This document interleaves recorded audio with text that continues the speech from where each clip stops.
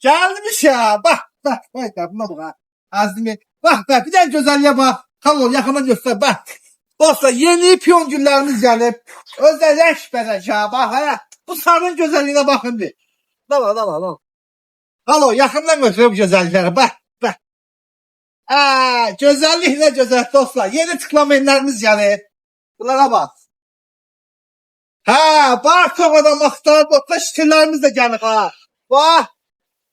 Yeyhan şitiri. Biberlerimiz dostlar. Qəşəng sizin için badımcan. Bak. İyi bak. En güzel pandoralardan biri.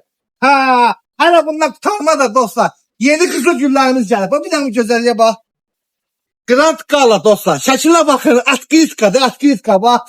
Ne varsa. Bu güzelliğe bakın. Yani dostlar bugün Mart ayının 26'sı yeni günlerimiz gelir. Şitirlerimiz de gelir. Kim istiyor gelsin bizim mağazaya. Bakı şəhərin Park Qəsəbəsi. Ağızlarım gül düşanı.